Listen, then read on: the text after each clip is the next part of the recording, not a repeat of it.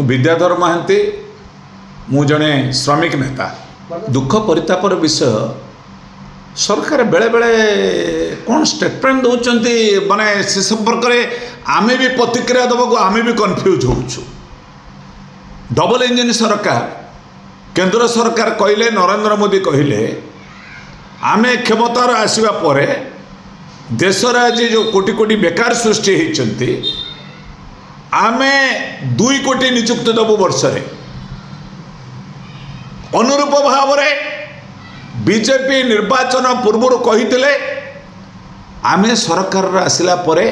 वर्ष को 5 लाख 5 वर्ष 25 लाख नियुक्ति देव। एबे गत 2-3 दिन तले सरकार finance department principal secretary Sanjeev Kumar Mishra ji अण ओडिया चीफ सेक्रेटरी मनोज आहूजा जी अण ओडिया एबे गोटे लिखिं गोटे ऑर्डर कर बिना फाइनेंस डिपार्टमेंट अप्रूवाल ले आउटसोर्सिंग अपॉइंटमेंट हो पार नहीं। आउटसोर्सिंग अपॉइंटमेंट किए करे सरकार आवश्यक तुलन एजेंसी जरिया लाइसेंस जरिया बा ठिकादार जरिया आउटसोर्सिंग अपॉइंटमेंट करा जाए। बर्तमान जदि बैन करदे जो जो माने आउटसोर्सिंग अद्यावधि 10-15 वर्ष खटिकी लड़ाई कर विधानसभा आगे से कौन करेंगे बर्तमान कह आम बैन अच्छी तुमको रेगुलर करूँ एक रे नियुक्ति देवे ना विदाउट फाइनेंस डिपार्टमेंट आवश्यक देले पोस्ट सरकार निजे डाटा कहते सरकार विधानसभा 25 लाख ऊर्ध्व सरकारी पदवी बर्तमान विभिन्न विभाग खाली यही सरकार कही ओडिशार जते रजिस्टर्ड बेकारी डिप्लोमा आईटीआई बीटेक ओडिशार वर्तमान 50 लाख ऊर्ध्व 45 लाख कही परवर्ती अवस्था 50 लाख ऊर्ध्व रजिस्टर्ड वर्तमान बेकारी यही सरकार कही आम त्वरित पदक्षेप नहीं रेगुलर करूँ सरकारी भाव नियुक्ति देदेबू पुणी गोटे मझे पशि आसला नियुक्ति देवुन कौन सरकार कौन आंकर चिंताधारा कौन ए संपर्क मु कहवाकू चाहे सरकार सरकारी उद्योग को भांगी घरेकरण प्रक्रिया को प्रोत्साहन दौरान सरकार कहले वर्तमान ओडिशा रे 5टी केंद्र सरकार कहले 5टी बैंक को मिश्रण करदे ओडिशा रे वर्तमान केते खणी की वर्तमान घरेकरण करेंगे सरकारी खनिज अच्छी घरेकरण करेंगे 18 कि 17 घंटा ये कौन मोहन सरकार करा ओडिशावासी परिवर्तन सरकार करते आउटसोर्सिंग वार्डटा आसवा कथा नुहे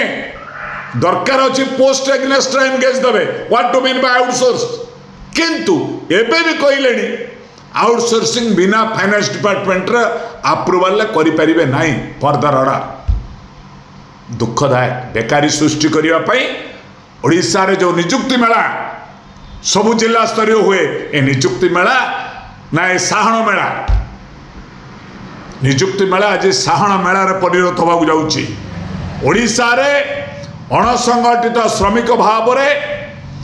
1 कोटी ऊर्ध्व लोक वर्तमान अणसंगठित श्रमिक काम करुचंती जो मानकर स्थिति नहीं जो मानकर सोशल सिक्यूरिटी किसी नहीं सामाजिक निरापत्ता नहीं से माने लड़ाई करुला बेले आउटसोर्सिंग भाई माने 15-16 वर्ष धरी काम करुला बेले स्थायी नियुक्ति दाबी करुला बेले सरकार एबे कहले नियुक्ति हो पार नहीं मु दृढ़ निंदा करुच्ची। सरकार तुरंत एथिपाई आसंता अधिवेशन रे विधानसभा अधिवेशन में वितर्क करा जाऊ ये वितर्क रे खोली के समस्त मान्यवर विधायक मानक सम्मुख में रखा जाऊ केते आउटसोर्सिंग अच्छी केते सरकारी पद खाली अच्छी सरकारी पद को पूरण करेंगे केबे कौन पाई सरकार आज आज अणसंगठित श्रमिक मानक आज सामाजिक निरापत्ता सामाजिक सुरक्षा दबार आज अणदेखा कर विधानसभा आलोचना करने दाबी करुच्ची। सरकार पोस्ट एग्नेस्ट प्रत्यक्ष नियुक्ति देवाई खाली थिबा पद को पूरण करने आपण टीवी माध्यम मानवर श्रीजुक्त मुख्यमंत्री मोहन चरण माझी हाथ में थिबा अर्थ विभाग तांकरी हाथ अच्छी ମୁଁ ଦାବି କରୁଛି ଏଭଳି ଭୁଲ ନିଷ୍ପତ୍ତି ନେଇ ଆଗାମୀ ଦିନରେ ଓଡ଼ିଶାରେ ବେକାରୀ ସୃଷ୍ଟି କରିବା ପାଇଁ କେବେ ଆଗାନ୍ତୁ ନାହିଁ। ମୋର ଆଜି ଆପଣଙ୍କ ଟିଭି ମାଧ୍ୟମରେ ମୋର ପ୍ରତିକ୍ରିୟା।